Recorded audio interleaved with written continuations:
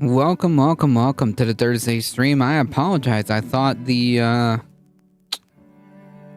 music was doing its thing, but apparently not. Welcome everybody. Sorry about that. Derry Bennett, Michael Hasser, Heat, how's it going? Peeps season. Peeps. I'll be honest, I don't like Peeps.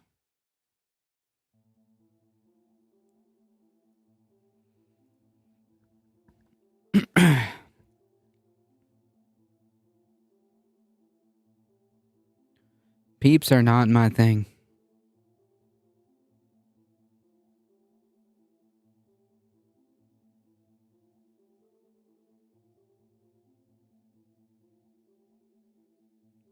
I'm disappointed. Sorry. Sorry.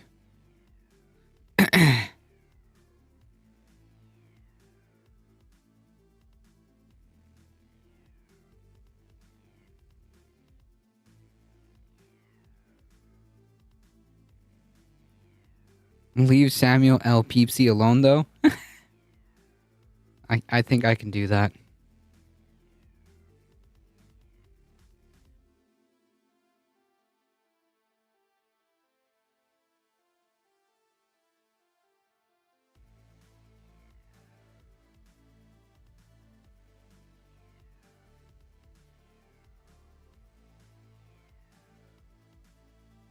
Brittany Peeps?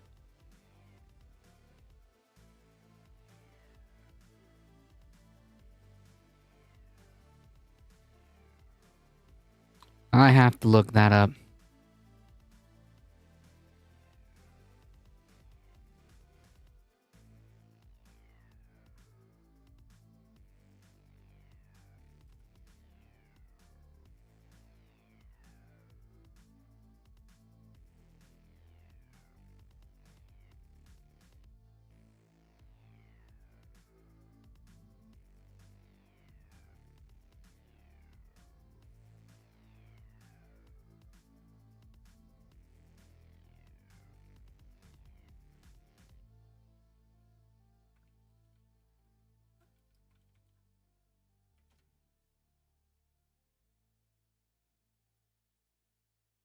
Are they making Peeps? And Britney Spears? Like Britney Spears? I don't know.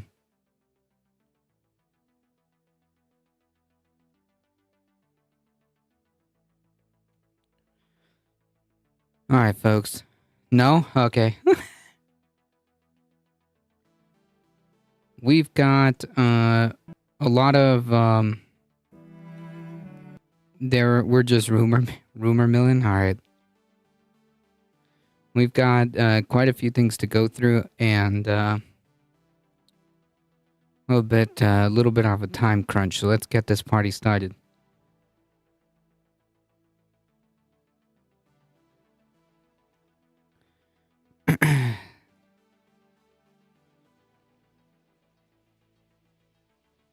Folks, before we get anything going, don't forget, if you want to join the Discord, exclamation mark Discord, you get access to the Discord, hang out with some cool people, and we do movie nights. That's right, movie nights on the last Saturday of every month, so join the Discord. You also get updates on the channel. Don't forget, if you're on the YouTube, to like the stream, subscribe, share, do all the awesome stuff. Also, don't forget to follow here if you're enjoying your stay. Hit the follow button. All of that really does help us out. I appreciate all the support that you guys give. And if you want to support the channel and wear some cool merch, you can with exclamation mark merch as well. All right, folks, we got to get started.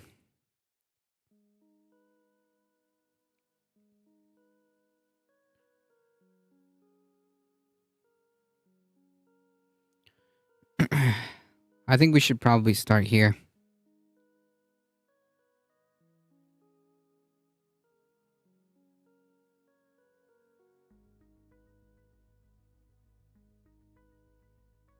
and your rhetoric and your inability to do anything as a board here are partially responsible for emboldening bullies to jump a girl in the bathroom. True. 3 older girls don't just jump a 16-year-old in the bathroom for no apparent reason, especially when they're of the alphabet community, who you personally have attacked ever since you ran for office. And you brought in the chief attacker of this, Chaya Raichak. Okay? It's on you. You remember when I said the blood's on you guys and everything? I think what you're looking at now is a federal lawsuit for each one of you personally, and I hope it happens because it'll bankrupt you. Man, I hope so too.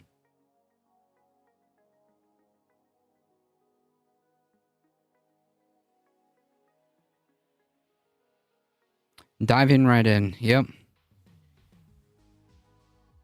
Like, apparently this is coming off the backs of really disgusting discourse that's happening. You know, perpetrated by your usual suspects, people like Tim Pool, tweeting shit like, oh, and this is like Jesse Smollett 2.0, trying to basically pin this on the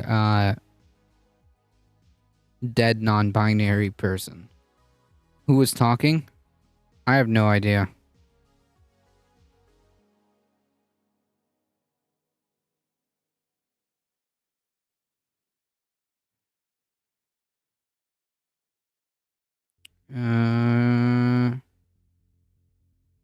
Oh, this is the Sean Cummings.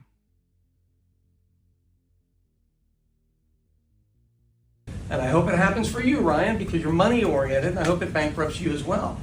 There is legal culpability here. No Title IX was followed. Teacher didn't turn it in. Principal didn't turn it in. Is it mandatory reporting? Is that what it's called? Mandatory? Give me a nod. If you're on the school board, you should know. Is it mandatory reporting for somebody to report a hate crime? Is it mandatory? Did I not tell you this was going to happen? Yet here I am again, and I'm sure when I leave, your Chaya Raichak chick will tweet my stuff out again and I'll get more death threats. That's who you brought into the room. You emboldened these 3 girls. Yes, also, side note, Chaya Raichak has no business being in any position, first of all, near a school board position in a completely other state without having, not even having any children registered in any of these counties. Yourself. Chaya Raichak emboldened these 3 girls by being on the library board. It's already difficult to be in high school. It's very difficult to be different. But when somebody's attacked for being different, this isn't even about the death part, because that's coming next, and we'll see who gets charged and how many families lose their children to prison. You are liable. You. So what are you going to do about it down the line? Literally, what are you going to do to change your behavior? It was real nice that you said thoughts and prayers for everybody at the beginning. You brought it on. Did Chaya Raichak do something in that school against an alphabet-friendly teacher? And she ended up getting so many threats she quit? Yet you still brought her on, and within a month, magically, something happened. You have no deniability here. It is a pattern. Forrest Gump could see this pattern. You don't deserve that. You have actual blood on your hands, no matter how sincere you probably practiced it in the mirror to look sincere today. Look, you and worthless ass Chaya Raichak, literally blood on your hands, and everybody that still sits at this table shouldn't have shown up today and done some kind of a protest to show you're not okay with this. Get a backbone. Literally, it's embarrassing. I am True. Well, again, I am completely flabbergasted as to how and why Chaya Raichak is even on this position of power, the library head of library or whatever the heck she is for the school board. humiliated and embarrassed for every one of you that showed up today. Shame on you, man. And as I told you, sooner or later, you're going to get a parent who comes after you and yours. That's the way this works. Keep it up. Thank you, Sean. Next, we have Mike Howe. Hi, I'm Nicole Hockley from Sandy Hook Promise. I know this is hard to hear, but it's important. That was so incredibly satisfying to watch, and every single word that he said was spot on. That was Sean Cummings. He is the vice mayor of the Village, Oklahoma. Okay, so he's the vice mayor. Okay, gotcha. Sorry, Wolfgang. To answer your question, he's the vice mayor. So they hired a fox to guard the chicken coop. Right, the fox in charge of the fox guarding the hen house. Yes, exactly. And he's also a business owner. And we just watched him confront Oklahoma School Superintendent Ryan Walters at a public school board meeting. And as you saw, he accused them of emboldening the bullies that are responsible for Next Benedict's death. And he's right.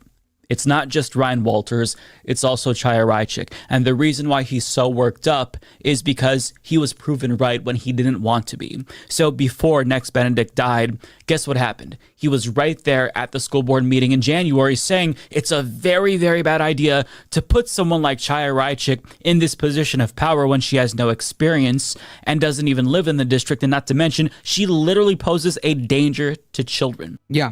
And also, like, she has absolutely zero business being in a completely other state's, Department of Education or Education Board or whatever for that area. Take a look. You took somebody that threatened our children, literally threatened our children. You have no plausible deniability if it happens again. Any of you in this room that tolerates this kind of behavior out of your boss, it's on you too. Amen. What happens when somebody actually does the bomb? What happens? Plausible deniability for any of you? No, everybody knows who she is. Everybody knows who she is. What kind of BS manager are you to put everybody's lives at stake so you can have your measly $140,000 your job? You can go sell your soul somewhere else for more money. You can't. You're a good-looking guy. You can do it. You don't powder, but you're a good-looking guy. All right, let's talk about a couple of things. Guilt by association. You bring her on, you're guilty. You guys, all of you, ladies and gentlemen, are... Yep. And he was right. Just not even a couple months later. Not even a couple months later. Dude called it. Are guilty if you tolerate this kind of behavior. You're 50th in the nation. You're last. And this is the kind of BS you do. You bring that on so you can get a little more press. Are you not getting enough press, Ryan? Are you not getting enough press? Are you? I teach you how to get more press. Look, I've got 2 books in the library. I wrote 2. All right, one was a bestseller here in Oklahoma. I have more qualifications than she does. I do. Come on. And he didn't want to be right. This is America. Yep. Homonyms welcome. Man was too advanced. Yep. He called it. Literally not even 2 months. Not even 2 months. He's like, hey, this is a really bad idea. Okay? This is a really bad idea. And when, not if, when something happens, all of you are responsible. And he's right. And he called it. And unfortunately, it means that somebody lost their life. A 16-year-old lost their life. Man, look, you're going off the cliff. This isn't even funny anymore. Because I tell you what, the parents in the school where that bomb goes off, gonna have some problems with you.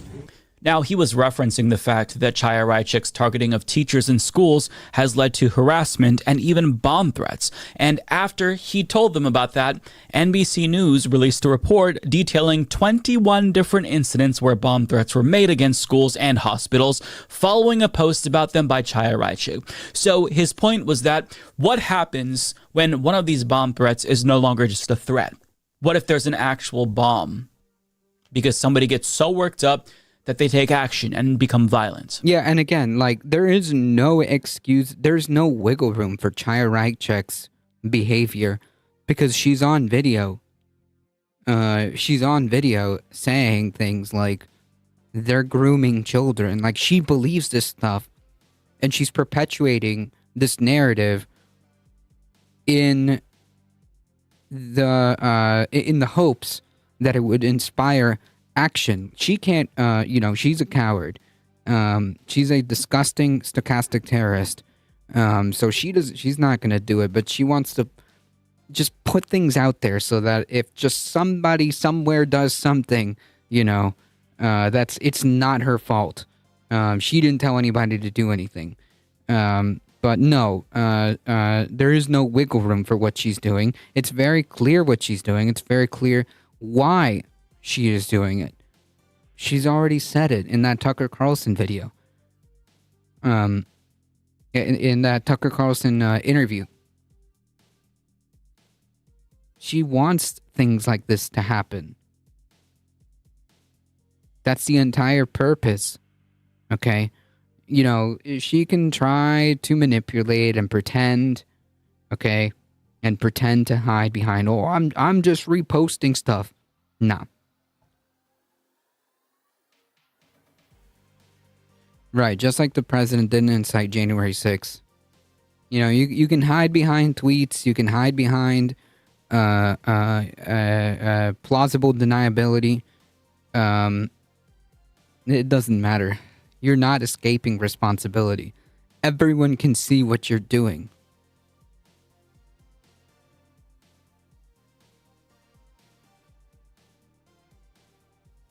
Even if only 1% of our audience is radicalized enough to do shit like this, it only takes one person to make a bomb. It only takes one person to buy a gun. It only takes one person to stab or beat somebody up. The math is not that difficult. Right, and it's on purpose. Like, there is no escaping that reality. No matter how much she tries to pretend and speak out of, both ends of her mouth, by saying things like they are grooming children in one hand and also saying, I'm not doing anything. Whatever, dude. What if a teacher that she targets leads to one of her unhinged followers actually following through on their threats of violence? We're talking about people's children here. This isn't a game. Chaya Raichik incited harassment against Next Benedict's teacher, accused him of grooming, for daring to tell LGBTQ plus youth that he would accept them even if their parents rejected them. This person is deeply dangerous, so Sean Cummings warned them all that if you put someone like this in a position of power, you are creating a toxic environment where kids are going to pick up on what the adults are doing, and we're going to have tragedies like this. Yeah. Again, it wasn't a matter of if. It was a matter of when and the degree of how bad it was going to be. And we saw, unfortunately, the aftermath is that somebody died. A young kid with their whole life ahead of them is now dead. You can't undo that. There's no fixing that.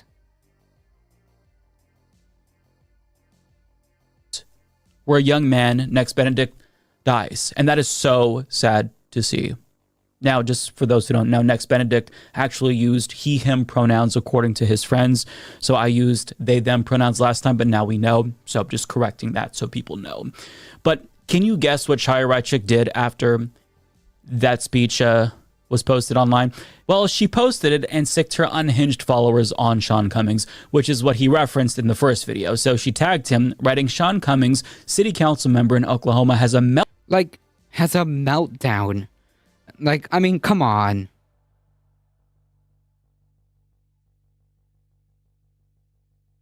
She knows what she's doing.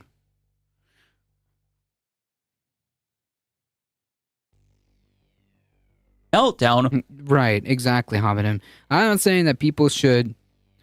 Queer people. I'm just saying that queer people are evil, supported by a global establishment, and, someone somewhere should do something, right? Over me being appointed to help remove porn from schools. He claims I threatened... Which is a gross misrepresentation, by the way. Hey, has Chaya Raichik, actually even, done anything positive to actually, better the media access to the libraries? No. Hey, Firefly, how's it going? Right, I'm not saying you should do something. I'm just saying someone somewhere should, you know? And children with bombs. This is a flat out lie. I will not stand for this libelous defamation. So she is insinuating that she might sue him for defamation. Surprise, surprise. She's been doing that a lot lately. But after she made that post and incited harassment against him, take a guess as to what happened. The same thing that always happens. Her supporters found his information online and started making phone calls to him. And he details what they said in a TikTok video. Look, every one of them, when they called, accused me of like sex crimes and stuff. Just total BS. Here's the issue. It isn't about me, because people call me out. They were very worried about me in this, and I go, don't worry about it. I'm totally fine. I don't mind. I answer every one of those phone calls. I don't let anything go. The threat goes to other people that now stand up against Walters or her. I was not even out of that building yet, and she had already tweeted about me. Okay? I was not out of the building yet. So, do you really want this kind of TERROR campaign going on with the librarians? So he got calls from Chaya Raichik's unhinged followers, and they accused him of sex crimes, as they always do. According to Chaya Raichik, every single LGBTQ plus person on the planet, and anyone who defends them, is a groomer. No surprise there. But if you'll recall, she claimed that he was mad that she was going to remove porn from schools, but he went on to make a point about how book banning doesn't actually protect children from porn because they have access to porn on their phones if they really want to look at it. So this whole crusade, all it does is demonize queer people. It fosters this environment of paranoia against queer people, and it could lead to instances like the one we saw. Right, and like this isn't even new, by the way, right? Like this isn't even like new. This concept that conservatives have used in terror campaigns against queer people. Back in the 50s, they used to say the exact same thing about gay people. That gay people were predators, that gay people target children, that gay people are grooming children. It's the same thing. You should countersue. Yep. The 60s, 70s, and 80s. Yep.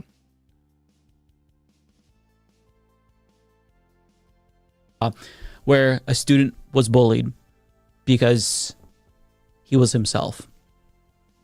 It doesn't help that he was forced to use the bathroom of his sex assigned at birth after the governor of Oklahoma, also responsible here, signed a law making it so that was what they had to do.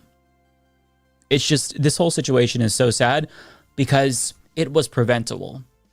And that's what Sean Cummings was trying to communicate to these folks at these school board meetings multiple times.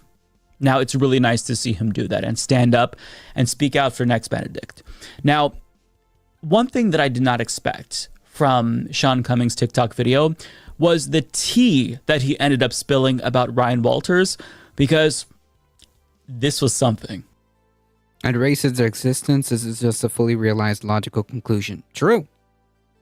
I get very tired of the LGBTQ issue coming up all the time. Look, the Lost Ogle's got a blatant photo of Ryan when he was younger, and that was not just a friend he was sitting with that had his hand on Ryan's thigh. Look over the photo closely and you'll see what I mean. Look, I played football, basketball, soccer, and did theater and competitive speech and dramatics.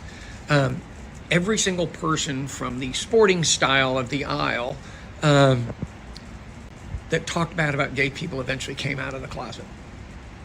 You know, I mean, it sucks that they got to live that way, but that's the truth. Eventually, all came out of the closet. And I spent most of my life fighting those people because the other people were my friends as well, that I knew nobody else was going to stand up for. Don't scroll away. It's Senator Warnock. Listen, in 2022, over 400.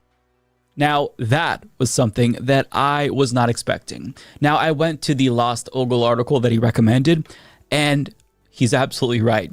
So, This is the photo that he was referring to. A young Ryan Walters sitting conspicuously close to his quote-unquote friend, wearing matching flip-flops with his hand on his leg, and Ryan's arm is over his friend's shoulder. Very, very straight. You know, I'm sure that most straight guys interact with their friends this way. But for a moment, let's just assume that you're not convinced. Everyone should be convinced, but let's assume that you're not convinced. Well, there's another photo from the same article that is even more incriminating. A photo of young Ryan Walters and, wait for it, Taylor Swift. He is dead to rights here. Now, sure, it is the case that a straight man can also be a fan of Taylor Swift, but there's a difference, and I can't really explain that difference, but I just have to show you. So this is a photograph of a heterosexual man posing for a photograph with Taylor Swift. This is Corin, Kyle's friend, and there's nothing like inherently gay about this, and you could just tell. But when you compare that with the photograph of Ryan Walters, you know, you can't really describe why this is so gay. You can't articulate how it's more gay. But when you see it, you just know, right? So this entire crusade that he's doing against queer people makes so much more sense now. And I'll be honest, when Chaya Raichik shared this photo of the two of them, it was pretty obvious to me that this man was born with the gay gene. Now, I wasn't 100% sure, but with a confidence level of 95%, you know, there was a non-0% chance I thought that this man, like Chaya Raichik, is externalizing his internal struggle. But, you know, I kept that to myself because people often say that I tend to accuse everyone who's homophobic of being gay, and I think that that's a fair criticism to make of me. But in my defense, I'm also 100% correct. I'm sorry, but when you know, you know, and I just know. I have an impeccable gaydar, and I think I've only been wrong like once or twice in my entire life, and nothing sets off my gaydar more than someone being overtly homophobic and obsessing over queer people to the point that they make that their entire personality. That to me is incredibly suspicious. That to me is weird. That doesn't scream, I'm confident in my own gender identity or sexual orientation. But yes, with that... Yeah, I think there's a point there. Homophobia, no matter how mild, is just a cunt hair away from the same. All gay people are degeneracy and they should be banned. No, my friend, they will not just stop at banning gay marriage. They will stop at banning gay adoption. They will not stop until you're completely gone. 100%. In fact, you ask like even the most like milquetoast Republican, milquetoast conservative, what they think about, you know, gay people adopting, and they're completely against it. They're completely against it. There's a 50s PSA, beware of the homosexual. Yeah, this was a campaign. Like, this is the type of stuff that I was talking about, where they like made it a concerted effort to paint gay people as like child predators.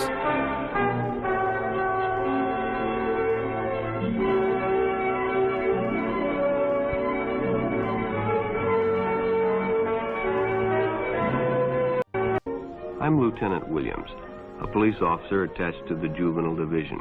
I'm on my way to Monroe Junior High School to talk to a group of young people. That looks innocent enough, doesn't it? Lots of young people hitchhike. Seems like a good way to get from one place to another. But sometimes there are dangers involved that never meet the eye. Let's take the case of Jimmy Barnes. Jimmy played baseball all afternoon, and he didn't feel like walking home, so he decided to thumb a ride.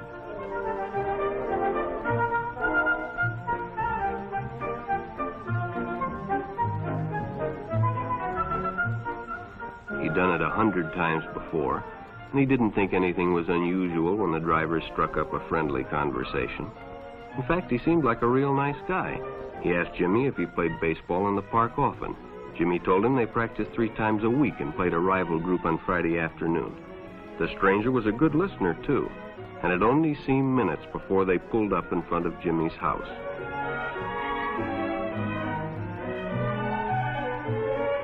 When Jimmy got out, the stranger gave him a friendly pat. Then he told him he'd see him again, as he always drove by the park on his way home.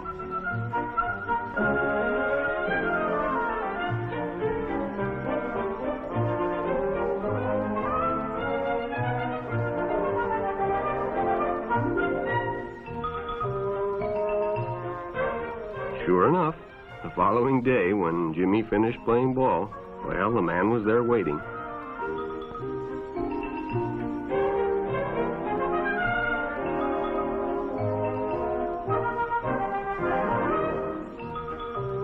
This is the most cringy. This is the most cringiest like thing I've ever seen. This is just normal kids don't get in stranger cars, but they made it this about gays are perverts and shit. Yep.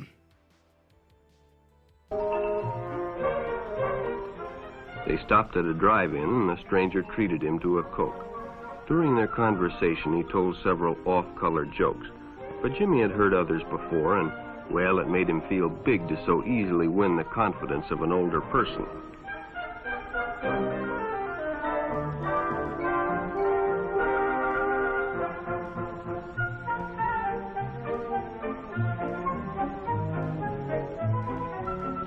The following Saturday, they went fishing together. By now, they were using first names. Ralph said it was more friendly. A sickness that was not visible like smallpox. Oh, But Noel could be Jesus. interested, but, well, he was curious. What Jimmy didn't know was that Ralph was sick. Oh my god, this just gets dark so fast. Yeah, let's just try to keep it TOS friendly. I understand the point. From this advertisement, it just seems that gay people are the most considerate, interesting people ever. A sickness that was not visible like smallpox, but no less dangerous and contagious. A sickness of the mind. You see, Ralph was a homosexual. Whew. A person who demands an intimate relationship with members of their own sex. Demands. Okay, But demands. by now, Jimmy felt a fondness for Ralph, and they continued to go places together. Ralph was generous and took Jimmy many interesting places and did many nice things for him. He bought presents and even gave him money, but payments were expected in return. You see, Jimmy hadn't recognized Ralph's approach soon enough. When Ralph first asked Jimmy to go fishing alone, he should have discussed it with his parents or teacher. Finally, Jimmy told his parents, and they reported it to the juvenile authorities. Ralph was arrested, and Jimmy was released on probation in the custody of his parents.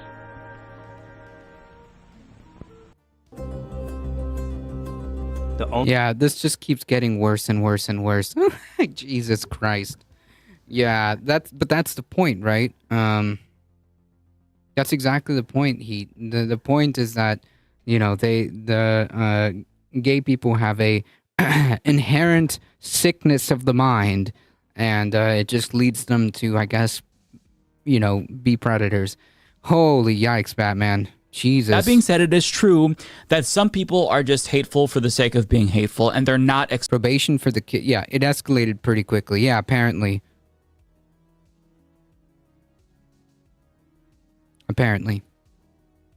externalizing an internal struggle. For example, I don't think that Ben Shapiro is gay even though he is a massive homophobe, or Jordan Peterson, or Matt Walsh, although it's evident that he does have some other weird sexual hang-up that he hasn't dealt with yet. But you know, not everyone who's hateful is gay. But if you are genuinely hateful and you think that LGBTQ plus people are icky for some reason, you should know that a lot of us are going to suspect that you are what you hate if you get a little bit too loud, become a little bit too conspicuous, as Chaya Raichik and Ryan Walters have. As for Sean Cummings, I just want to say that I'm so thankful for someone like this who is willing to show up and confront people who pose a threat to LGBTQ plus youth. What he's doing is incredibly important, and that right there is what a true ally does. Yep. This is the kind of stuff that was pumped into the Boomer Gen along with nonstop Red Scare stuff. Yeah, 100%. And it still permeates till this day. I'm 100% sure Dave Rubin is gay. Yeah, he is. Like he actually is. Michael Knowles is gay too, 100%. I don't know. And it's in his possible. TikTok, he even mentions how Democrats aren't doing enough to counter the right's anti-LGBTQ plus hate campaign. And I think he's right. So people like him, they give me hope, because even though he's not part of this community and doesn't have to care, he still does. And I think we can all learn from people like him on how to be better allies and actually show up for marginalized communities that we're not a part of. So we'll leave that there. Play stupid games, win stupid prizes. Yeah, I feel that.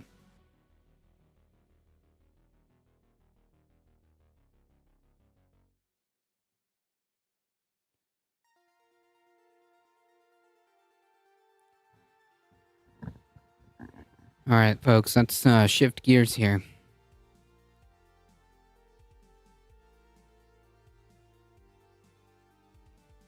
My landlord had tried to sell the home a year ago. There were realtors and prospective buyers coming into the house. I'm staring at them talk about how they're going to turn my home into an Airbnb and displace me and my family.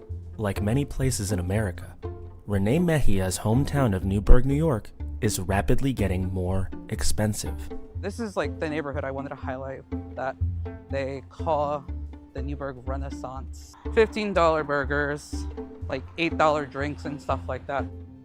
One force helping drive this change, in Newburgh as elsewhere, is one of Silicon Valley's darlings, a company bringing in record profits while driving up rental and home prices, Airbnb. But across the country, the Wild West regulation-free environment that allowed Airbnb to turn millions of affordable homes and apartments into short-term rentals is changing, as communities target Airbnb and push cities to crack down. The Bozeman tensions are heating up over short-term rentals. Dallas, Philadelphia, New Orleans just passed recent regulations. New York is going to begin enforcing a new law that regulates Airbnb rentals. Over 20,000 listings that disappear after today. But not all policies are created equal, and Airbnb is not going quietly. As we keep walking, we're gonna see more of where it's like slowly transitioning into more gentrification. There's now a pasta shop.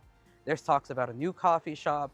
There's a hair salon where a cut's gonna cost you like $80 to $100. What? The pasta shop is only really open during lunchtime, like for 2 hours.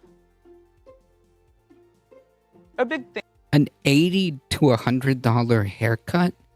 What?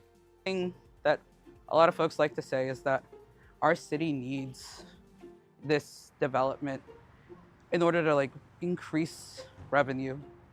But when a lot of these areas aren't very friendly or open to the actual people that live here, who is it actually helping? Oh no, we're just talking about housing and like the issues going on in the city. I actually grew up here. There's a lot of new businesses and stuff like that too, which is good, you know, but the housing isn't all that great. Like, if you make minimum wage, you'll probably have to have like 2-3 jobs. Yeah. It's just more of the haves and have-not struggle. The gap grows even wider. True. My wife gets her hair cut and colored. It costs $200? What? I'm blown away. I'm blown away. Honestly. Like, do they put like gold strips? Like 14 karat gold strips in that? I'm not understanding. I live in South Orange County, California. Jeez. Just to keep up with like rent. We're going to be having a meeting later where we're actually going to be talking about what we can do as, you know, residents of the city of Newburgh to make sure there's more protection for folks like us who've lived here their whole lives. We have housing shortages nationwide. Newburgh's no different. I think he's very right. There is a housing shortage, and Airbnbs are definitely playing a role in that. Right, like the housing shortage to the degree, you know, that it is an issue. I think that a part of it, a part of it is the fact that things like this exist. A part of it is the fact that like a large investment companies can just gobble up entire neighborhoods and just sit on it. That's also part of the issue. Wife is disabled and cannot color her own hair. That's not the objectionable part. I'm just thinking like, wow, $200? Jeez. Yeah, exactly. It's the capitalism that I'm judging. The Hudson Valley, which includes Newburgh, is one of Airbnb's fastest growing markets. Airbnb argues that they're not a factor in housing getting more expensive. But just a few miles away from where Renee lives in Newburgh, there's someone whose work undermines that narrative. If we look at the data for I wonder how much of the housing stock is currently owned by so-called investment firms. I should check out my investment portfolio and see if I'm currently invested in any of these firms. Yeah, okay, dude. You do that. If they didn't have such high rent at the salon, they'd not pass that on to the customers. That's a fair point. I'm just shocked. Really. Maybe it's just because I'm not used to seeing that because I don't experience that.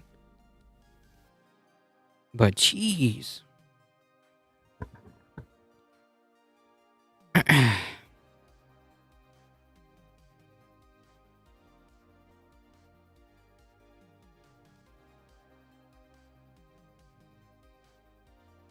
The stylist shares the space.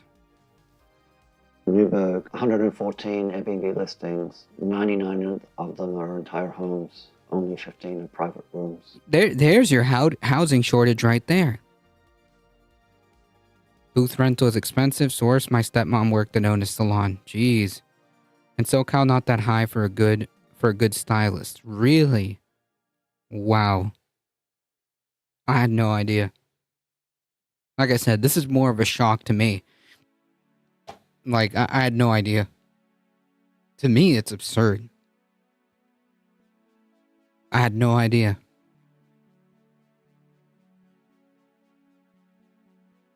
Between 2016 and 2023, the number of Airbnb listings grew 1,000%. Murray Cox is a researcher and data activist, founder of Inside Airbnb. Since 2015, he has been tracking the company using data from Airbnb listings worldwide to analyze the company's effect on housing. Airbnb impacts long-term rentals, basically by taking housing off the market. And so there are pretty long-held rules that if you take housing off the market, that's going to push the price of rentals up. Well, in New York City, those ones... There's your freaking housing crisis right there.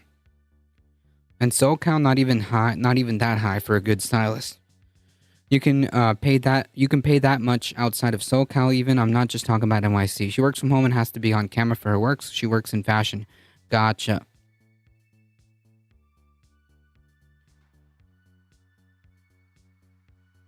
Just to be clear, what I'm calling absurd is the price.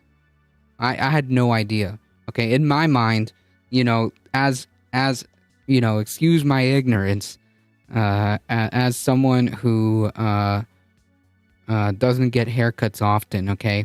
I get haircuts like maybe once a year or 2 times a year most. Like that's where this is coming from. Conscious Canuck, yay, more talk about proletariat getting royalty halved over for no reason at all. No, there's definitely a reason. There's definitely a reason.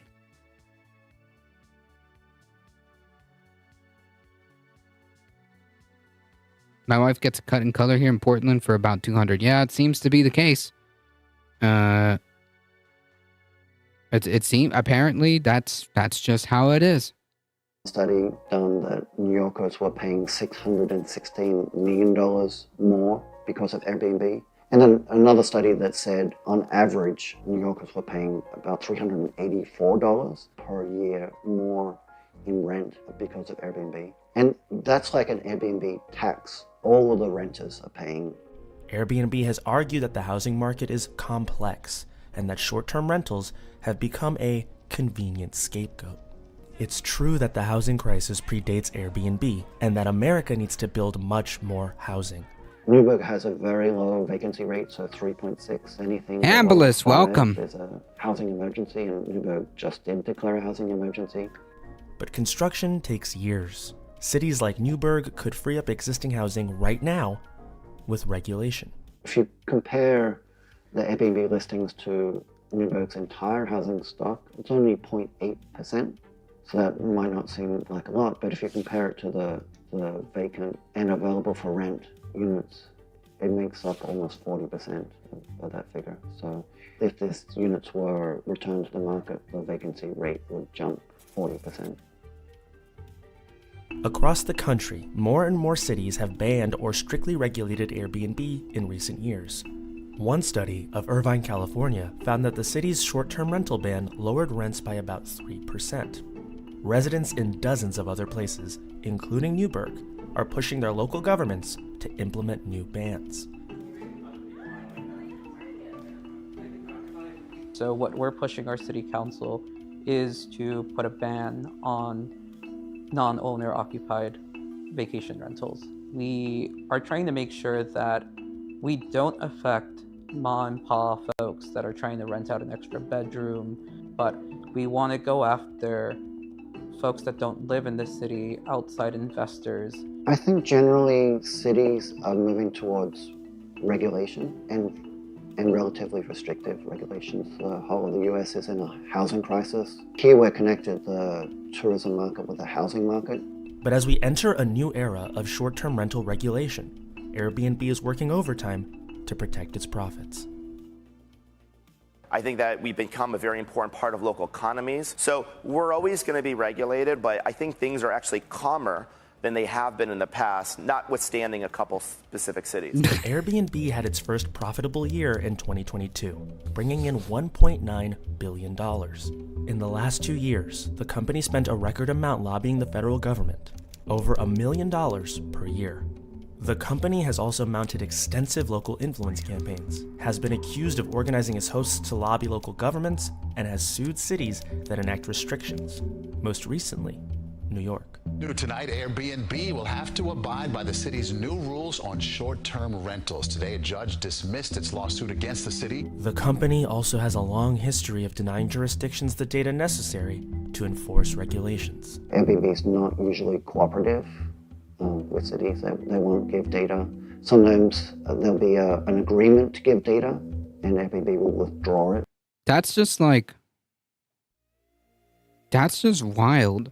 That they can, and by the way, it's not just Airbnb. Companies do this type of stuff all the freaking time, and there's basically zero to little consequence. It's just amazing. And do even start about the dry cleaning charge more for female clothing than males. Really? I mean, I'm not disputing it that. It tracks. I'm just saying, wow. It tracks. Women's clothes are already more expensive and made of cheaper material. Go fuck yourself. Call it the pink tax. Yeah. I like the easiest way to look at that is razors. Okay. Look at women's razors and men's razors. Exact same stuff. Okay. Literally, you can just use a man's razor. Same thing. And it works. But for some weird reason, women's razors cost more. So yeah, no, this completely tracks. It's just Jesus, really? 40 years of dry cleaning. No, I'm not doubting you. I'm not doubting you. It's just, wow. If the city is considering regulations. Short-term rentals in the United States, it's usually regulated at the local level. There's thousands, if not tens of thousands, of these conversations happening throughout the US. 7 years ago, Newburgh had 10 Airbnb listings. Last year, there were 114. What we don't want is outside investors buying up dozens of homes and apartments to turn them into full-time, year-round Airbnbs with no permanent residents. Please keep addressing the housing crisis. Please listen to what we say. And that is that one of the... If we were to win a vacation rental ban in the city of Newburgh, I definitely think that it would set an example and make it easier for other cities in the area to start doing this. In the end, Renee and his family were able to keep their home, but only after negotiating an $800 monthly rent increase. An $800 increase in rent? Holy yikes. How? How is this even legal?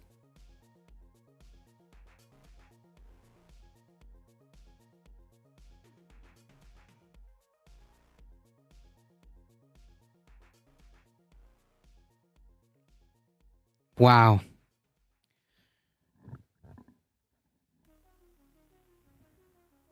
Yeah, great. The poors are complaining again. Look at all these radical leftists. The same reason I take the car in to get fixed as folks will overcharge my wife. Not cool. Not cool. Bet the landlord was gonna make $1,600 from more from someone else. Yeah, I mean, Eric, how's it going? My parents are both immigrants. They don't have a lot of the skills that make a lot of money in this country. And so sometimes it does come to me having to try and... Never ask that question again while referencing America. True. My rent increased by at least 15% every single year in Colorado.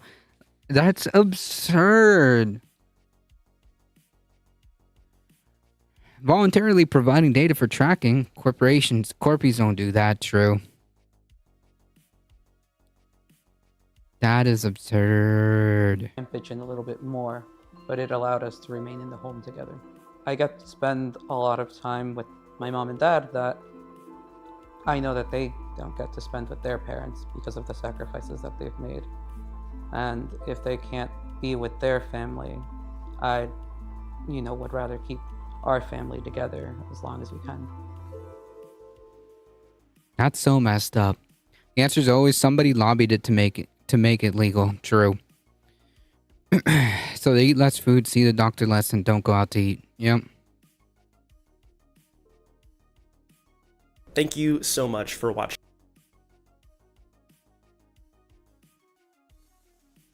Man, Airbnb is a freaking menace.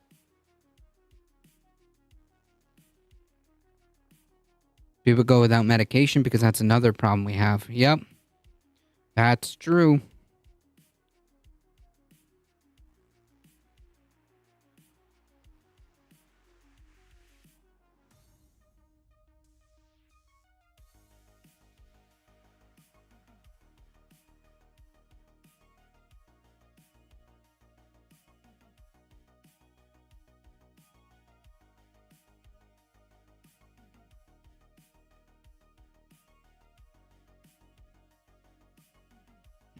If embryos can live frozen, so can you. The Extreme Court. Speaking of which, we'll get to that. Don't call me Heat for nothing. So, Michael Hassler pointed this out yesterday, and I didn't have the time to go dive into it, but and to really grasp the concept, it wasn't hitting me until I actually sat down and took a second to breathe it in. But Michael Hassler pointed this out yesterday.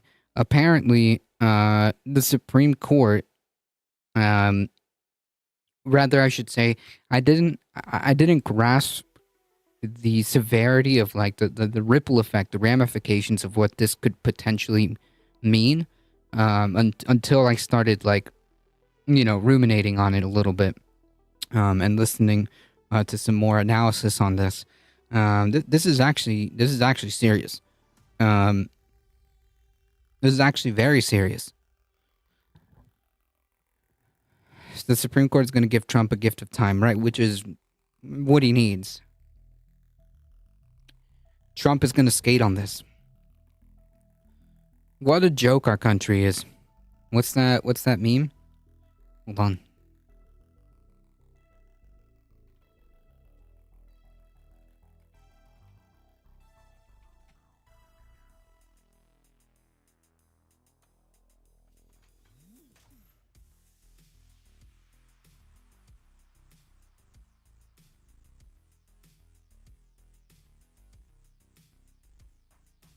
Yeah.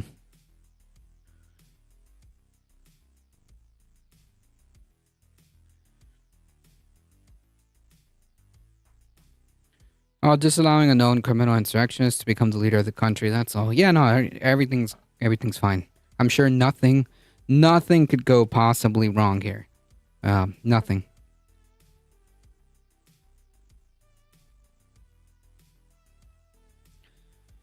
Supreme Court's immunity hearing leaves. The court is bought and paid for. Democracy is nearly dead. I'm gonna be honest, man.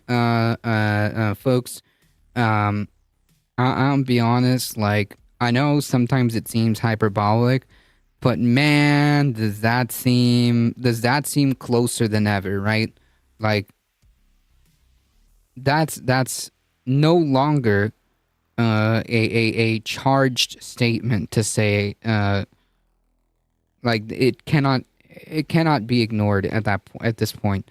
Like, to say that the possibility of whatever semblance of democracy is whatever little thin veneer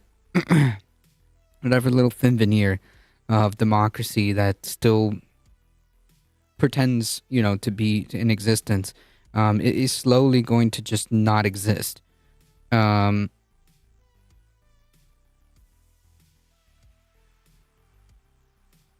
If we could fast forward 10 years, I wonder if we'll just keep going down the fast route, or if people are going to actually wake up and speak up.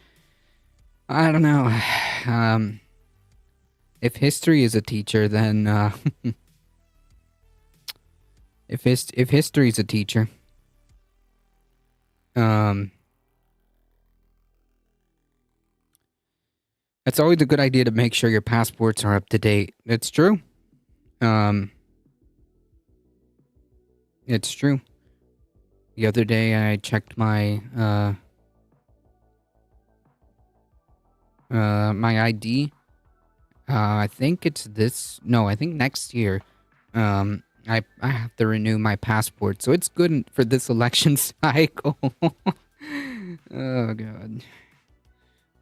But useless if they close the border. That's true. I mean, if there's like a legitimate threat that they're just gonna shut this whole thing down, I'm probably, I have no idea. Man, that's a scary thought, huh? That's a scary thought. I remember listening to a Beau the Fifth Column video, and it's like, when this whole, build the wall thing was first starting to be rolled out, he said something to the effect of, walls don't just keep people out. Walls keep people in. Too. My wife and I are both disabled. We will just have to weather what comes.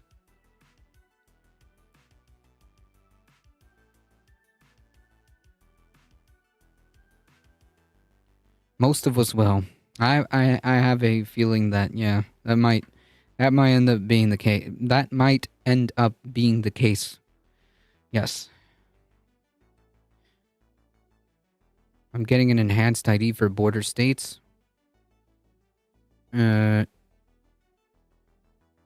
What is that? Like a special ID that you can use in multiple states?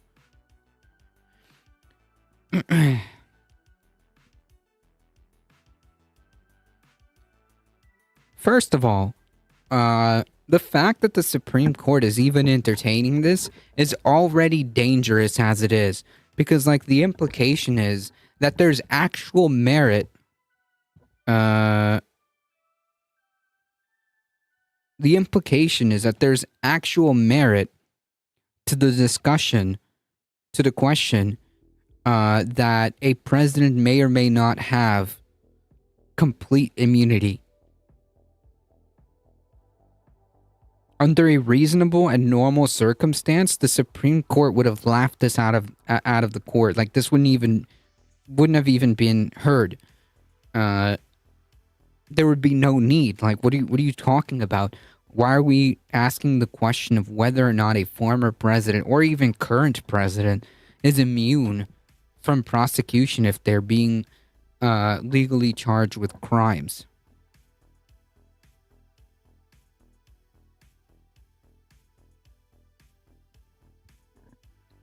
Oh, you can cross over to Canada without a proper passports, and those states are expensive AF.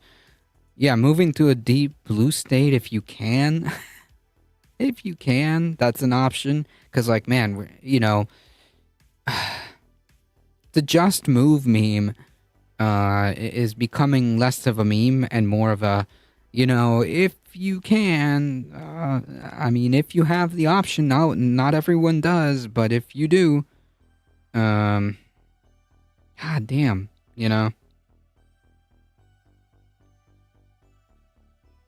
If the Supreme Court finds that Trump as president has immunity, will be the final mask-off moment for the country. They are delaying this until late June is the point. Yes. Yes, you are correct.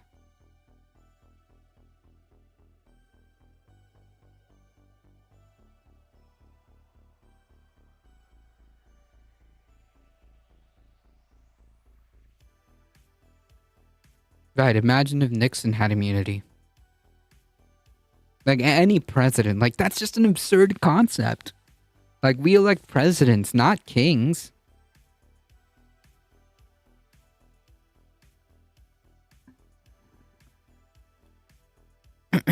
Get out of Texas and Florida for sure, yeah. If you can. If you can. If you can. I would also look into I would also look into resources and organizations who may be providing, resources if you can't. Yeah. Imagine what Obama could have done with immunity. Yeah, he might have imposed a full communist state. Moving to Canada is not really viable anymore now because we have the same housing shortage here, though we are further along in dealing with it.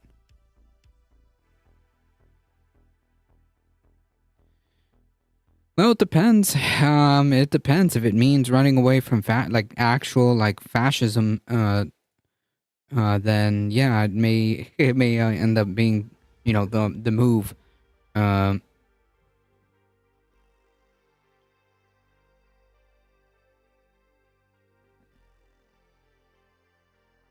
That's right. Obama, with no immunity, he would have just marched in there and stolen all the guns. I told my brother the minute the court agrees presidents have total immunity, Biden should lock up Trump and melt the key down. What is anyone gonna do about it? Yeah, that's a good point. If we're gonna make the case that if we're gonna make the case that presidents apparently have complete and total immunity, then I guess Biden in his final acts before president should just do things. You know what I'm saying?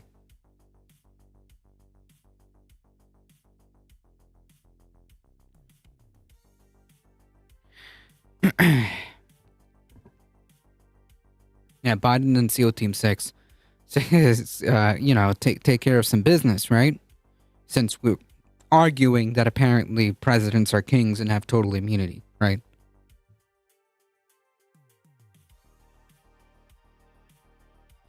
Supreme Court's immunity hearing leaves prospect of pre-election Trump January 6th trial in doubt.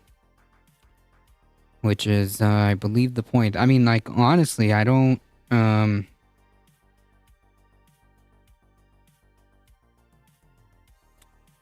I don't know if we're even going to get a resolution I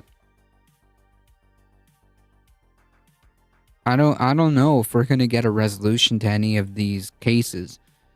But yeah. I sell weed on the warehouse lawn.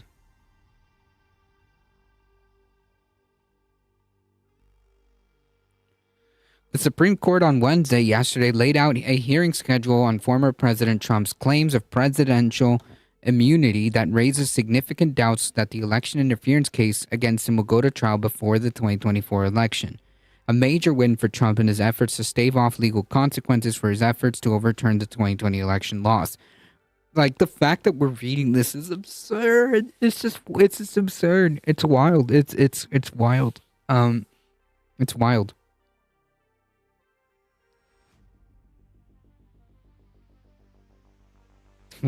Wonders where Commander is.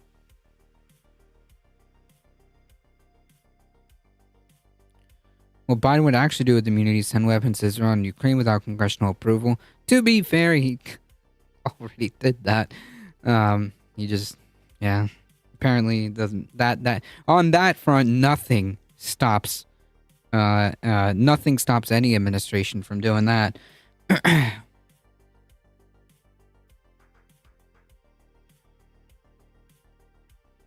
Stormy Daniels thing was before he was president. That trial will happen.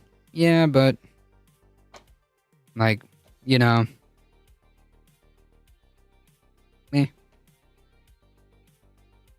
on the list of like the 91 counts that he's facing, that one's kind of like on the lower end of the rung.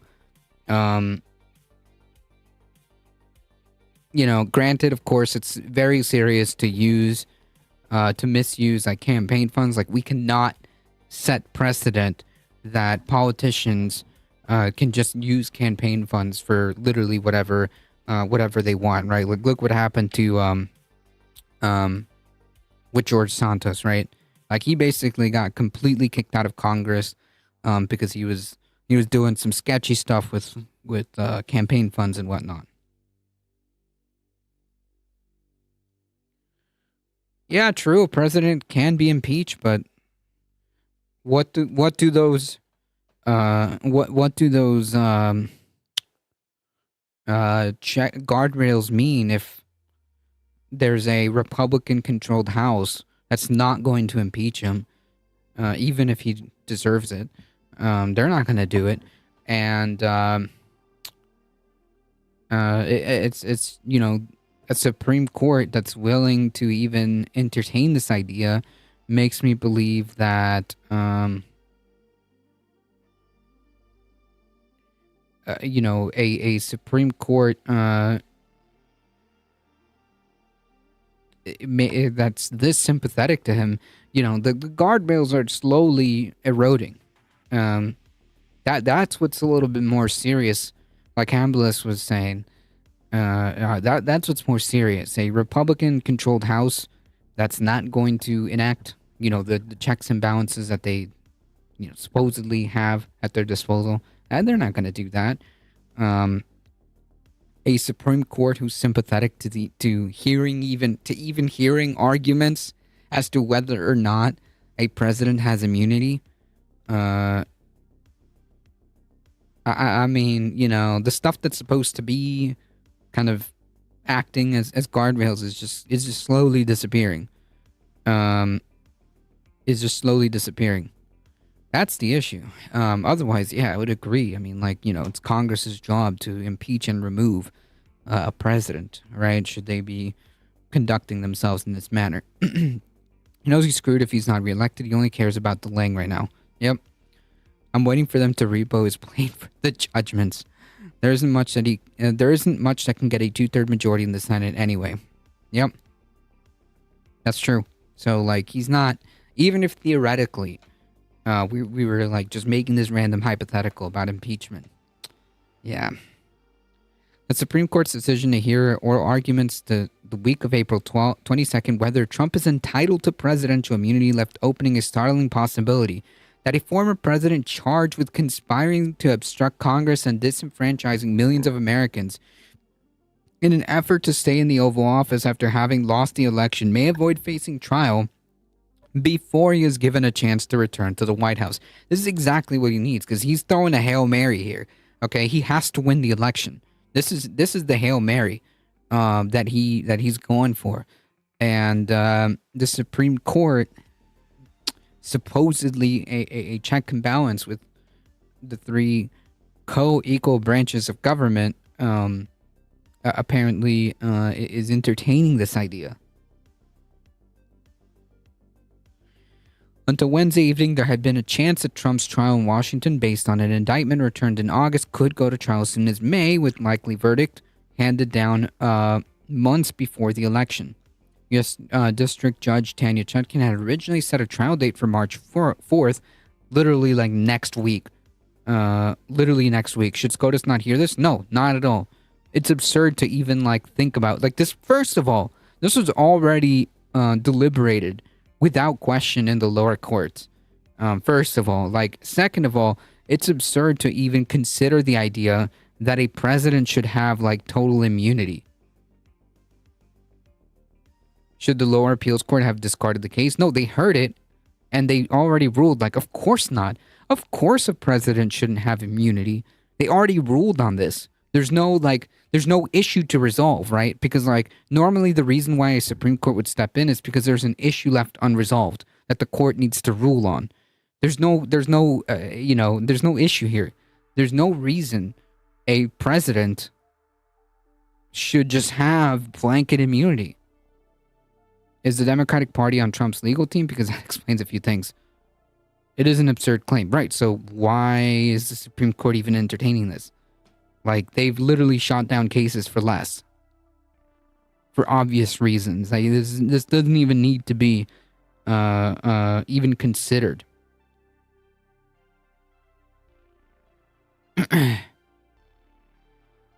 Saying she would give Trump's team 7 months to prepare for trial, but that timeline was delayed when the case was frozen in December following an appeal from Trump's team.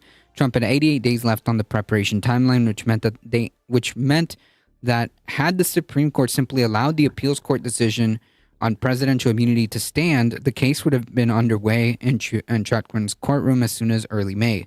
The Supreme Court's decision to hear the arguments in April instantaneously erased the possibility that Trump would be convicted, could be convicted before Republican National Convention, which is set to place in Milwaukee in mid-July. Prosecutors for special counsel Jack Smith previously estimated they need no longer than 4 to 6 weeks to present their case, while potential jurors receive a letter saying the trial may last approximately 3 months after jury selection is completed. The court could rule by the end of June, but it would depend in part whether the 9 justices are unanimous.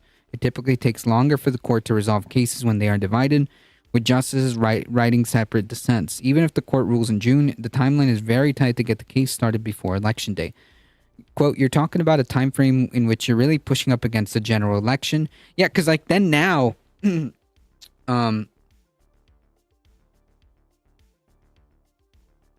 if the Supreme Court rules unfavorably to Trump, right? Like let's say the Supreme Court doesn't agree and says that, like, for obvious reasons, a president doesn't have just like blanket immunity. Right before the election, you know that the immediate response is going to be Trump saying that the Supreme Court is now trying to play games and is trying to interfere very close to the election day. And this is all a conspiracy brought up by the radical Democrats or whatever the heck. The unhinged prosecutor doing a witch hunt, yada yada yada, and it's gonna stick right close to election day. You're talking about they're gonna frame it as some type of political nonsense against the general election. An MSNBC legal analyst who is on former special counsel Robert Mueller's team, said on Wednesday yesterday on The Beat with Ari Melber. Weissman said the Supreme Court decision left him extremely concerned that there wouldn't be a verdict in the January 6 days before the general election, saying the new time frame was a huge win for Trump. Neil Katyal, the former acting U.S. Solicitor General, said that he was also very concerned about the timeline, but the Supreme Court could expedite things. The Supreme Court does hold most of the cards here. If they want to have this trial happen, they can certainly do it. They can hear the case on April 22nd and decide the case very quickly thereafter and allow Judge Chutkan the ability to start a trial. The Supreme Court hearing will be held the week after the justices consider another case of relevance to Trump concerning one of hundreds of people charged with the offense relating to the insurrection at the Capitol on January 6. Defendant Joseph Fisher is seeking to dismiss a charge accusing him of obstructing a official proceeding.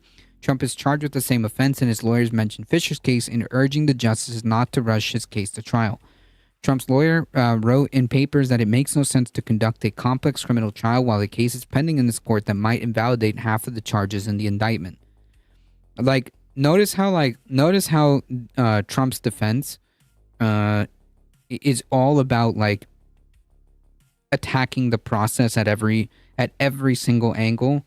None of it is about preparing any counter evidence or anything like that. Trump's legal defense is literally just only attacking the process at every turn. Delay. This is indicative that it is quite possible that they don't actually have a good defense on the merits of the case. So they're taking other avenues. And it's a possibility that, he could very well be convicted for any of these crimes. Trump pleaded not guilty to that charge, as well as three others he faces in the election interference case. Hours before the Supreme Court announced the April hearing, Chutkan was in her courtroom for a hearing for one of Trump's fellow January 6 defendants, Michael Foy, who assaulted officers with a hockey stick and sharpened metal pole. At Foy's sentence hearing, his attorney discussed the role of general deterrence in determining the length of his prison sentence, arguing that a sentence for a random insurrectionist wouldn't have that much a deterrent effect to the public when the presumptive Republican nominee continues to spread his lies about the election. True. Quote, I'm not going into that, Chutkan said with a smile, prompting laughter into the courtroom. So, we'll see. In any case, it's pretty serious that the Supreme Court is behaving in this way, and it's really not helping what little credibility they have.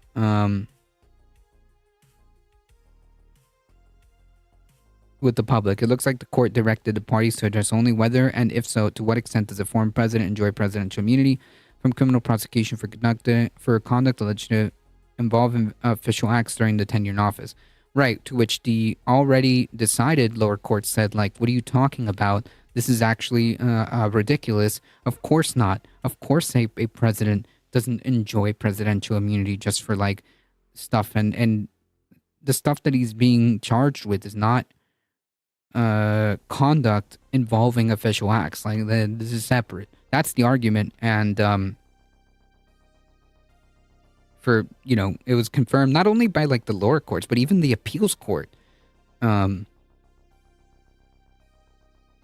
So yeah, the fact that the Supreme Court is even taking this is pretty disturbing.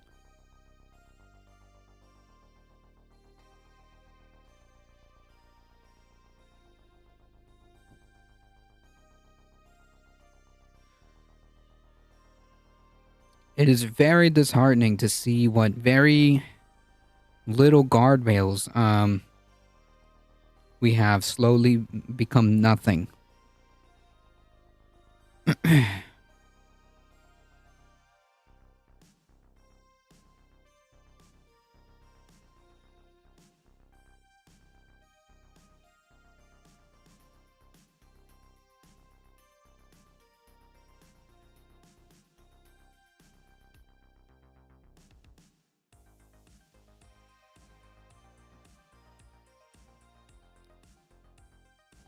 On that note,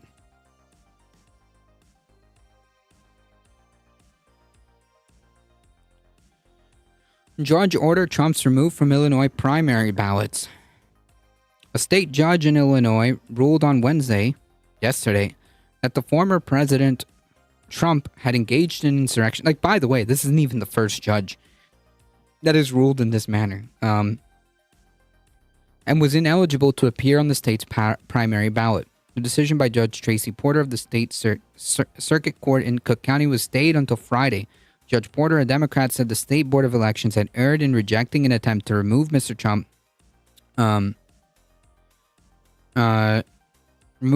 Said the board shall remove Trump from the ballot for the general primary election on March 19th, 2024, cause any votes cast for him to be suppressed. Early voting in Illinois is already underway. Because Judge Porter stayed the order, Mr. Trump can remain on the ballot at least until Friday, giving him a chance to appeal the order. Today, an activist Democrat judge in Illinois summarily overruled the state's Board of Election and contradicted earlier decisions from a dozen other federal jurisdictions. A Trump campaign spokesperson, Stephen Chung, said in a statement, "This is an unconstitutional ruling that we will quickly appeal." Judge Porter's ruling made Illinois the third and most populous state where Mr. Trump was ruled ineligible on constitutional grounds. The Colorado Supreme Court and Maine's Democratic Secretary of State, Shanna Bellows, each found Mr. Trump ineligible. Mr. Trump, who's leading the Republican primary polls, has appealed those decisions, and his campaign has described the attempts to remove him as from the ballot as anti-democratic. Mr. Trump, that's rich coming from him.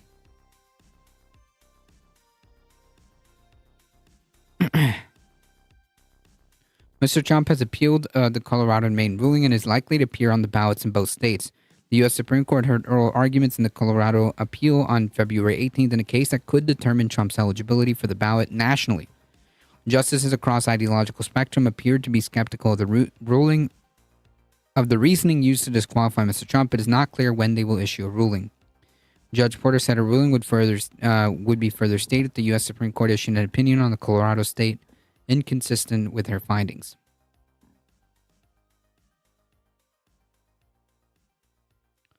So I guess we'll see what the Supreme Court says on that one. Didn't mean to break rules. Their text to copy and paste. I mean, you can probably copy paste up to a certain point, right? Like Twitch has a character limit, or you can just give the TLDR because, like, honestly, I don't see the argument as to why the Supreme Court should even entertain this idea.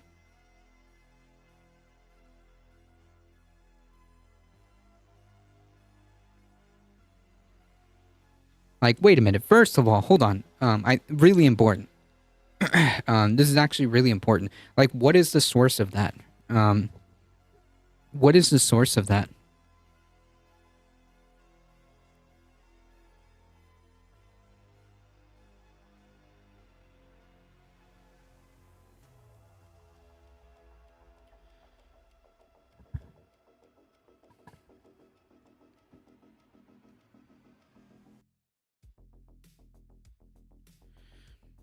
Judge blocks Texas law that gives police broad powers to arrest migrants who illegally enter the U.S. A federal judge on Thursday today blocked a new Texas law that would give police broad powers to arrest migrants suspected of illegally entering the U.S., dealing a victory to the Biden administration with a broad rejection of Republican Governor Abbott's immigration enforcement effort. U.S. District Judge David Ezra's preliminary injunction pausing a law that was set to take effect March 5th came as President Biden and his likely Republican challenger, Donald Trump, were visiting the Texas southern border to discuss immigration. The state's attorney general immediately appealed the ruling, according to a statement on Thursday. The ruling rebuked Texas immigration enforcement effort on multiple fronts, brushing off claims by Republicans about an ongoing invasion along the southern border due to record-high illegal crossings. Ezra said the law also violates the Constitution Supremacy Clause, conflicts with federal immigration law, and could hamper U.S. foreign relations and treaty obligations. It is the second time in 6 months that Ezra has stopped one of Abbott's border escalations, having ruled against a floating barrier Texas erected in Rio Grande. Allowing Texas to permanently supersede federal directives due to a so-called invasion would amount to nullification of federal law and authority, a notion that is antithetical to the Constitution and has been unequivocally rejected by the federal courts since the Civil War. Opponents have called the Texas measure the most dramatic attempt by state to police immigration since a 2010 Arizona law that opponents derided as a "show me your papers" bill. The U.S. Supreme Court partially struck the Arizona law, but some Texas Republicans want to get a ruling, want that ruling to get a second look because obviously they feel like they have a favorable majority in the Supreme Court. In his decision, Ezra wrote that the Texas law was preempted by the decision in the Arizona case, adding that the two laws had striking similarities. He also struck down the state officials' claim that large number of illegal border crossing constitute an invasion, calling it such a novel interpretation of the Constitution's invasion clause, and that allowing the law to stand would be permitting the state to engage in war. Correct. Although some may empathize with Texas' official claim regarding the federal government's handling of immigration policy, it's not an excuse to violate the Constitution. In a statement, Abbott blamed the influx of migrants on Biden and said, "We will not back down our fight to protect our state and our nation." Dude, what are you on? Texas has the right to defend itself from the brown people because of President Biden's ongoing failure to fulfill his duty to protect our state from the invasion at the southern border. He wrote that nothing he believes the case will ultimately end up in the Supreme Court. Jeez. Absolutely delusional. Civil rights groups who had sued the state have argued that if allowed to stand... No, it gets better, Heat. The next article, it just keeps getting better. Have argued that if allowed to stand, the law Senate Bill 4 could lead to civil rights violations and racial profiling 100%. They released a joint statement celebrating the decision. Quote, with today's decision, the court sends a clear message to SB4, to Texas. SB4 is unconstitutional and criminalizing Black, Brown, Indigenous, and immigrant communities will not be tolerated, said Jennifer Babet, the Director of Advocacy and Legal Services with Las Americas Immigrant Advocacy Center. The Biden administration's lawsuit over the law is one of several legal battles between it and Texas over how far the state can go to try to prevent migrants from crossing the border.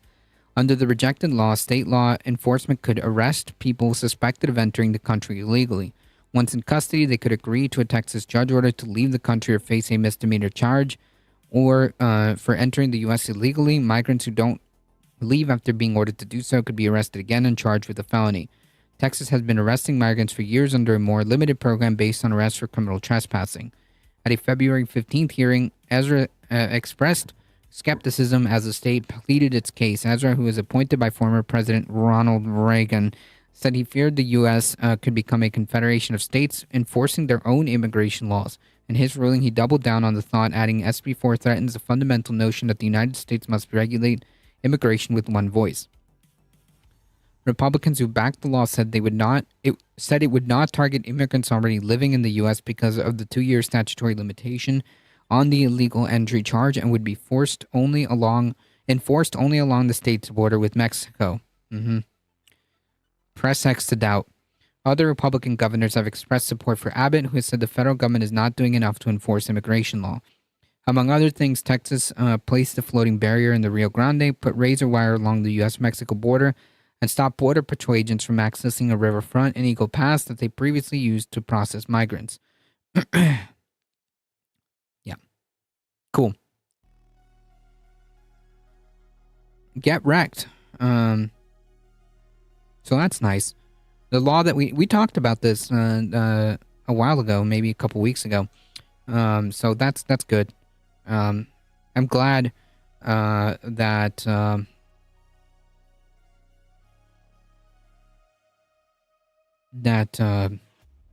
it was blocked.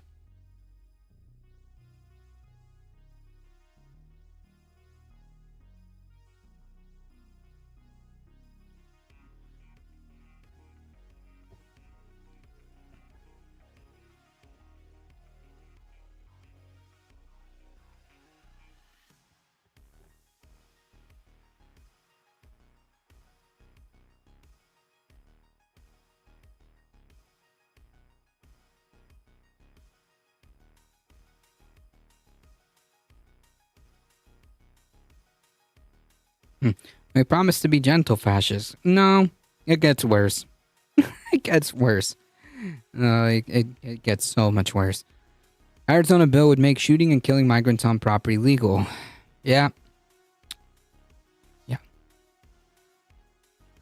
Under a bill advancing in Arizona state legislature, a property owner would be able to kill or threaten to kill people who cross their property illegally to enter the U.S.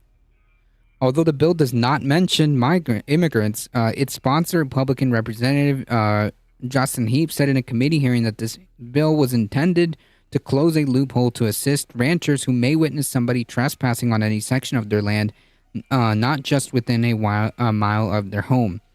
The bill would modify the state's existing castle doctrine, which allows home and property owners to threaten to use deadly force to stop someone from criminally trespassing into or on their property. They can use deadly force only to defend themselves or another person. The law considers property to be structures, residency, occupied or not. The proposal... Whoa! Come back. The proposal has drawn fierce opposition in the state where in the past hardline immigration law have galvanized opponents, particularly Latinos, to beat back the law and help erode the Republican grip in the state.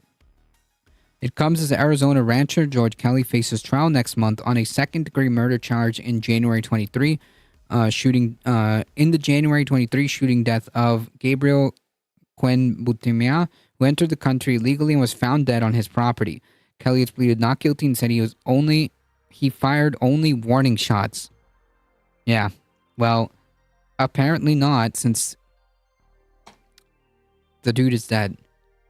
Representative Annalise Ortiz, a Phoenix-era Democrat, called the bill disgusting and inhumane and would allow open season on migrants. But it's terrifying. It would give people free rein to execute somebody, and it would broaden extrajudicial killings.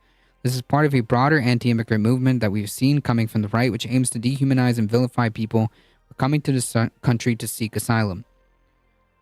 NBC News has reached out to Heap's office. Democratic Legislative Campaign Committee spokesperson Abhi Rahman said that the approval of the Arizona bill would mean the GOP is one step closer to legalizing murder. Quote, make no mistake, this bill encourages Arizonans to shoot first and ask questions later. Ortiz says she is certain that Governor Katie Hobbs would veto the bill if approved by the Senate. Hobbs has said that she would veto a bill approved by Arizona lawmakers that would allow state police to arrest people who enter the country illegally. The bill is similar to the one in Texas that was scheduled to go into effect, but was blocked. In January, Texas Governor Abbott drew backlash when he said Texas wasn't shooting people across the border illegally because Biden would charge the state officials with murder. Yeah, the Tucson, Arizona Custom and Border Patrol section has seen a 149% jump in migrant encounters, which includes people crossing illegally and those quickly expelled. This January, over January 23, according to CBP statistics, the crossings have risen in Arizona while dropping in other sectors. President Biden was scheduled to visit the U.S.-Mexico border today, making a stop in Brownsville, Texas, where migrants arrivals have eased. Former President Trump also planned to be on Texas today, but was to be in Eagle Pass, where Texas has taken over a state park and has been staging its own immigration enforcement. Biden is going on the offensive on immigration as polls show voters saying Trump would better secure the border. Like, this is how wild propaganda works, right? They somehow people honestly believe that somehow Trump would secure the border, as if we didn't just read statistics about record deportations, record stoppages and deportations, that somehow Trump would be better secure the border, regardless of whether or not, in actual reality, the policies have been relatively the same. In fact, recently Biden has decided that the appropriate way to address this is to be even more Republican, and just giving them what they want, only because fascists are incredibly incompetent and incoherent, that bill didn't make it. Because if they were more competent and they were more organized, they would have jumped on that. And Biden would have signed it. Let's be perfectly clear. Biden would have signed that border bill. So it's just wild how propaganda has people literally believing in something that's just it's just not true. It's just literally not true. But anyways, as polls show voters saying Trump would secure the border better, and as Democratic governors have complained about the lack of resources, yeah. Shall we play the video of the New York Police Department official dance team? Meanwhile, they're complaining that they don't have resources. Okay. To house and feed hundreds of thousands of migrants transferred to their cities, Biden planned to hammer Republicans for killing a bipartisan border bill at Trump's urging. Ortiz said, Biden's plan is to say, look, I did the Republican thing better than the Republicans, so you should elect me. Okay. That makes sense. Ortiz said Hobbs has made clear her frustration with the federal government over its lack of action on immigration and has taken what action her authority allows, such as sending the National Guard to help at ports of entry. The Arizona bill has likely become a focal point at this year's election. Ortiz said Arizona had to fight other state anti-immigration bills, including SB 1070, that gave police authority to question people about their citizenship and immigration status, and was partially struck down by the Supreme Court. Latinos helped flip the longtime red state for Biden in 2020, with 74% of Hispanics voting Biden. The far right woke up a sleeping giant in the Latino community, and we have been awake. We have been organizing. We have been educating on policy. Whoa, come back. Okay. And we have run for office, and we're the ones in these seats and activating our communities. So if Republicans think that they can play the same old tricks they played in 2011, they're sorely mistaken. Our Latino community will come out in force. And Jesus Trump, my orange savior.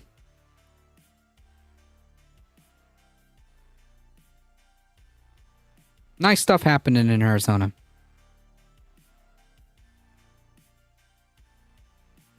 I'm just glad that there is a more robust resistance at the state level. That's for sure. One thing I can say is that there's definitely a more robust resistance at the state level.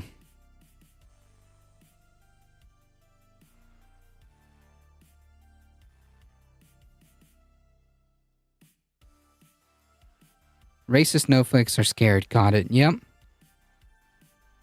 They're scared of the brown people.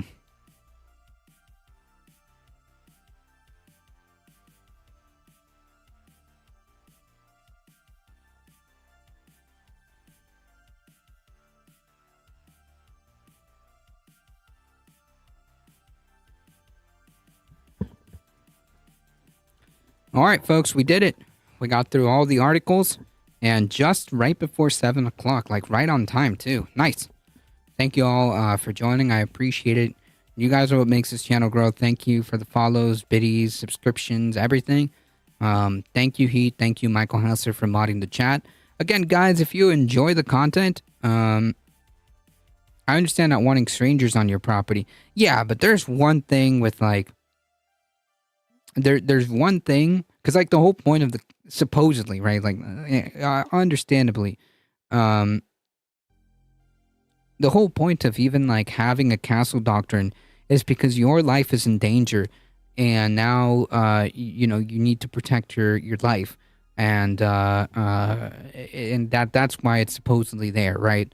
You have no other choice. You're in your house, and that's it. It's a life or death situation.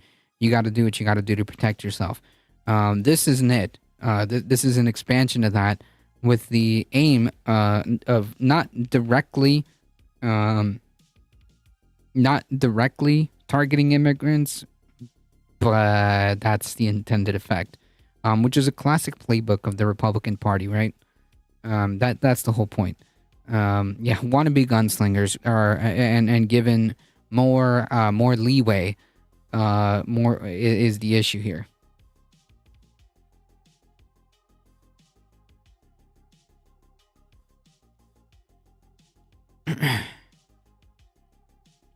I mean, make no mistake about it. Greg Abbott was very clear. He said, you know, we're the only reason we're not shooting people is because we'd be charged with murder.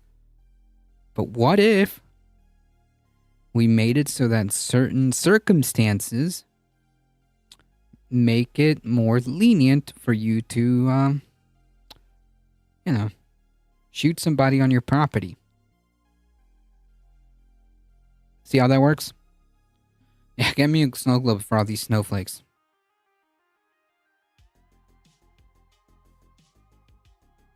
Friday Jr. indeed.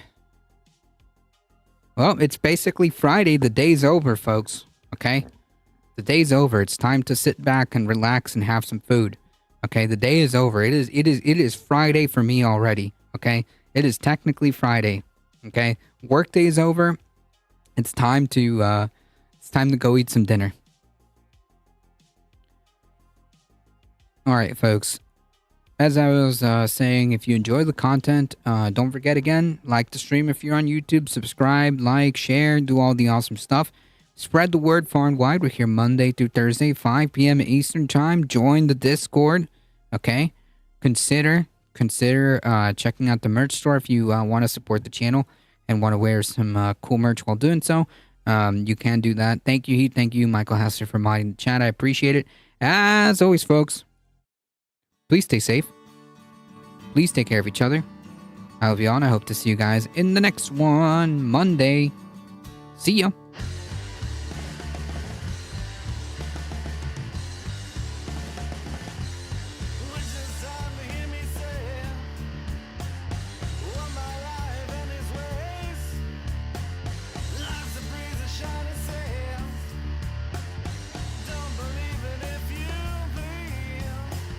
Have a great weekend. Thank you.